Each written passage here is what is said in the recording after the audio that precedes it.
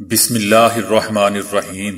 السلام علیکم دوستو، دنیا بھر کی خبروں میں آج آپ سنیں گے، لیکن اس سے پہلے اگر ہو سکے تو لائک، سبسکرائب اور بیل آئیکن کا بٹن ضرور دبا لیں، شکریہ۔ اسرائیلی یہودی ابھی بھی خوف میں مبتلا۔ اسرائیلی جارحیت سے غزہ میں 1800 مکانات تباہ ہوئے۔ چائنا 7.4 شدت کے زلزلے سے لرز اٹھا۔ اسرائیلی جرائم کیس عالمی عدالت لے کر جائیں گے، فلسطینی وزیر اعظم۔ خدا کسی کو کم ظرف اور بزدل دشمن نہ دے، مریم نواز۔ ڈاگ سے پھیلنے والے نئے کورونا کا انکشاف۔ بھارتی ایئر لائن کے 45 لاکھ مسافروں کا ڈیٹا چوری۔ اپنے مسلمان مریضوں کے لیے کلمہ پڑھنے والی ہندو ڈاکٹر ریکھا۔ تو آئیے چلتے ہیں اب خبروں کی تفصیل کی جانب۔ اسرائیل نے فلسطین پر 11 روزہ حملوں کے بعد لڑائی بندی کر لی ہے، تاہم حماس کی جانب سے اسرائیل پر حملوں کے بعد اسرائیلی یہودیوں پر خوف طاری ہے۔ یہودیوں نے اپنے گھروں کو چھوڑ دیا ہے اور اپنی عبادت گاہوں میں جا کر بیٹھ گئے ہیں۔ کئی یہودیوں نے اسرائیل کو بھی وقتی طور پر چھوڑ دیا ہے۔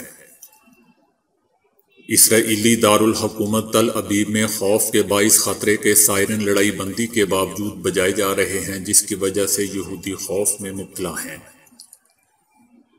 تل ابیب سے ہزاروں یہودی آبادکاروں نے اجتماعی نقل مکانی کرتے ہوئے پناہ گاہوں میں پناہ لے لی ہے، جبکہ یہودی آبادکاروں کو فلسطینی مزاحمت کاروں کے حملوں کا خوف ہے اور وہ گھروں سے باہر نہیں نکل رہے۔ عینی شاہدین کا کہنا ہے کہ کئی یہودیوں کے عبادت گاہوں میں چھپنے اور کئی کے اسرائیل چھوڑ کر چلے جانے کی وجہ سے یہودی محلے اور علاقے ویران ہو گئے ہیں۔ دوسری طرف جاپان اور ترکی نے اسرائیل اور حماس کے درمیان لڑائی بندی کو سراہتے ہوئے دونوں فریقوں کے درمیان تنازع کے خاتمے کے لیے 2 ریاستی حل کے لیے کوششوں کا مطالبہ کیا ہے۔ کئی ممالک اور عالمی تنظیمیں تباہ حال غزہ میں انسانی امدادی کاموں کے فوری آغاز پر زور دے رہی ہیں۔ ٹوکیو میں سینکڑوں لوگ، جن میں سے زیادہ تر کا تعلق مسلم ممالک سے تھا، اسرائیل کے سفارتخانے کے باہر جمع ہوئے۔ ان افراد نے فلسطینیوں کے حق میں نعروں والے بینرز اور پلے کارڈ اٹھا رکھے تھے۔ تھوڑی تعداد میں جاپانی شہری بھی اس مظاہرے میں شریک ہوئے۔ 11 روزہ لڑائی میں یہاں شدید جانی اور مالی نقصان ہوا ہے۔ عالمی ادارے نے بتایا ہے کہ اس لڑائی میں غزہ میں صحت کے 30 مراکز کو نقصان پہنچا ہے۔ ایران میں سرکاری ٹیلی ویژن کی ایک رپورٹ کے مطابق ایک نیا ڈرون طیارہ متعارف کروایا گیا ہے، جس کا نام غزہ رکھا گیا ہے۔ یہ پیش رفت ایسے وقت میں ہوئی ہے جب اسرائیل اور فلسطینیوں کے درمیان کشیدگی عروج پر تھی۔ ترکی نے کہا ہے کہ اسرائیل کو غزہ میں اس کے اقدامات پر بین الاقوامی سطح پر جنگی جرائم پر جواب دہ ٹھہرایا جائے۔ لڑائی بندی پر عمل درآمد کے کچھ گھنٹوں بعد جمعے کو ایک تقریر کے دوران اسرائیلی وزیر اعظم نے کہا تھا کہ اگر حماس کا گروپ سمجھتا ہے کہ ہم راکٹ حملوں کی بارش پر خاموش رہیں گے تو یہ غلط ہوگا۔ فلسطینی وزیر ناجی سرحان نے کہا ہے کہ غزہ کی پٹی پر اسرائیلی بمباری میں 1800 مکانات مکمل طور پر مسمار ہوئے ہیں، جبکہ 16800 مکانات کو جزوی نقصان پہنچا ہے۔ صہیونی دشمن نے غزہ کی پٹی پر وحشیانہ بمباری کی، جس کے نتیجے میں 1,20,000 فلسطینی بے گھر ہوئے۔ ان میں سے 50,000 فلسطینی عارضی پناہ گاہوں میں منتقل کیے گئے ہیں، جبکہ 70,000 فلسطینی اپنے رشتہ داروں کے ہاں ہیں۔ اسرائیلی آرمی نے غزہ کی پٹی میں بمباری کر کے 5 کثیر المنزلہ ٹاور مسمار کیے ہیں۔ ان میں 74 مختلف اداروں کے دفاتر تباہ ہوئے۔ بمباری میں 44 سکول تباہ ہوئے ہیں، 3 مساجد شہید ہوئی ہیں، جبکہ 40 مساجد کو جزوی نقصان پہنچا ہے۔ انہوں نے کہا کہ اسرائیلی بمباری میں غزہ میں $350 ملین کا نقصان پہنچا ہے۔ ان کا مزید کہنا تھا کہ غزہ کی پٹی میں اسرائیلی بمباری سے گھروں سے محروم ہونے والے خاندانوں کو $2000 فی کس اور جزوی طور پر متاثر ہونے والے گھروں کی مرمت کے لیے فی کنبہ $1000 فراہم کیے گئے ہیں۔ دوسری طرف ناروے نے غزہ میں انسانی امداد کے لیے $36 لاکھ کا اعلان کیا ہے۔ چائنا نے کہا ہے کہ وہ فلسطینیوں کو کورونا کی 2 لاکھ خوراکیں اور نقد امداد فراہم کرے گا۔ چائنا کا یہ بھی کہنا ہے کہ $1 ملین فوری انسانی امداد کے لیے دیا جائے گا، جبکہ $1 ملین اقوام متحدہ کے ہنگامی امداد کے ادارے کو دیا جائے گا جو پناہ گزینوں کی مدد پر مامور ہیں۔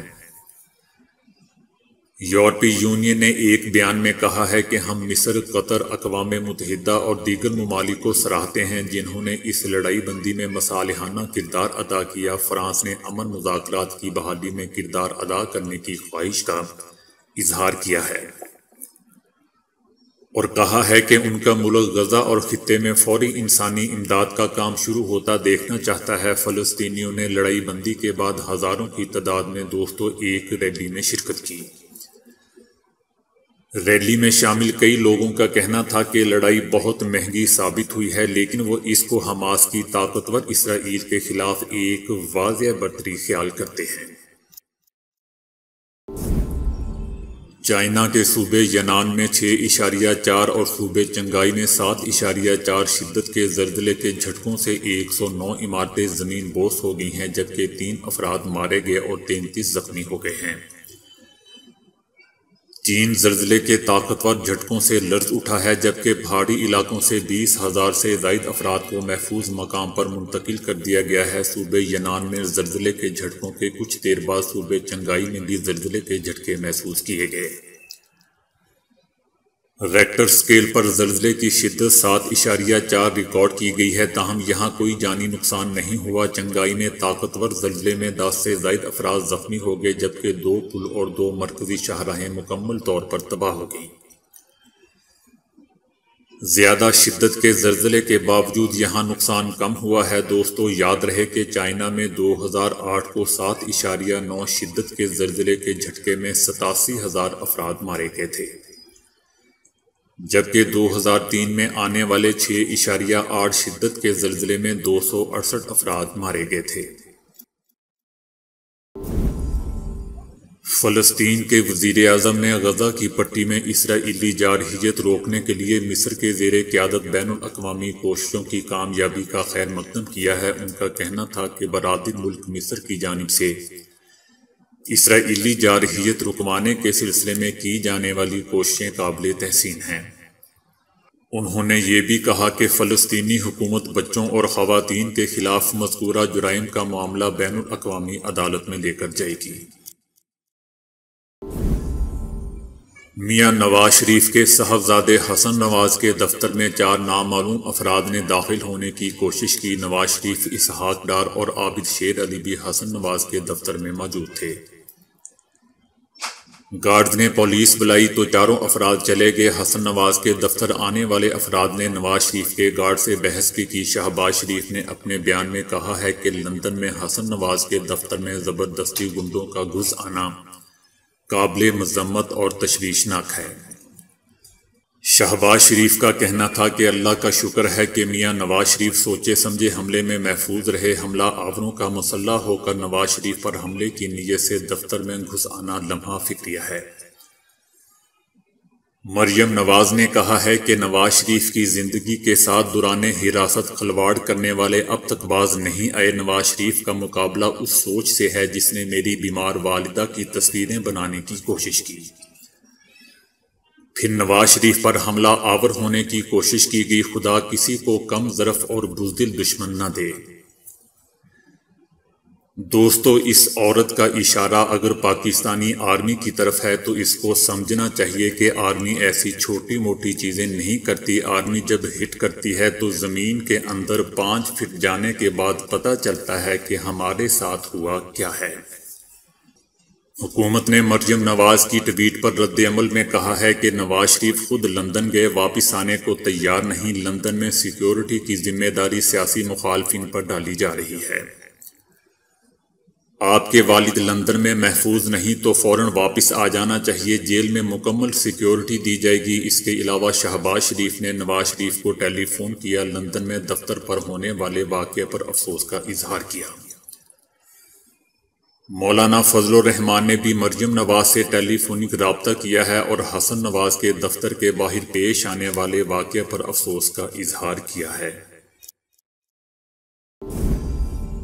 کلینیکل انفیکشن ڈیزیزز جنرل میں شائع ہونے والی تحقیق کے مطابق ڈاگ سے پھیلنے والے نئے کورونا کا انکشاف کیا گیا ہے۔ ملائیشیا کی ریاست ساراواک کے ہاسپٹل سے نمونیا کے 301 مریضوں کے نمونے حاصل کیے گئے، جن میں سے 8 نمونوں پر کینائن کورونا کی تصدیق ہوئی ہے۔ اس نئی قسم کی تصدیق ہو جاتی ہے تو یہ کورونا وبا کی 8ویں قسم ہوگی۔ دوسری طرف اگرچہ اس وقت انڈیا بری طرح کورونا کی لپیٹ میں ہے، لاکھوں لوگ انفیکشن کا شکار ہیں، 3 لاکھ کے قریب اموات ہو چکی ہیں، لیکن ماہرین کا خیال ہے کہ اموات کی تعداد سرکاری طور پر بتائے جانے والے اعداد و شمار سے 3 سے 4 گنا بلکہ اس سے بھی زیادہ ہو سکتی ہے۔ وزیر اعظم مودی نے کہا تھا کہ انڈیا نے صورتحال کو کنٹرول کر کے دنیا کو ایک بڑے بحران سے بچا لیا ہے۔ انتخابات کے لیے سیاسی ریلیوں کے علاوہ مذہبی اجتماعات بھی ہوتے رہے، جن میں کمبھ میلہ بھی شامل تھا۔ ناقدین کا کہنا ہے کہ حکام نے دوسری لہر کے لیے بہت کم تیاری کی، فیلڈ ہاسپٹل ختم کر دیے گئے اور آکسیجن کی پیداوار کو نہیں بڑھایا گیا۔ اسی طرح مودی کی پارٹی بھارتیہ جنتا پارٹی کے کچھ حامی بھی خوش دکھائی نہیں دے رہے ہیں۔ ان کا کہنا ہے کہ حکومت نے کورونا کی دوسری لہر کے لیے منصوبہ بندی کی ہی نہیں، اور ایسا نہ کر کے حکومت نے بہت بڑی غلطی کی۔ ریاستی حکومتوں پر الزام لگایا گیا کہ انہوں نے مودی کی جانب سے بار بار دیے جانے والے احکامات کو نظر انداز کیا۔ بھارتی ایئر لائن پر سائبر حملے کے ذریعے 45 لاکھ مسافروں کا ڈیٹا چوری کر لیا گیا ہے۔ انڈین ایئر لائن کے سرور کو کیپچر کیا گیا، جس کے نتیجے میں دنیا بھر سے سفر کرنے والے 45 لاکھ مسافروں کا ڈیٹا چوری کیا گیا۔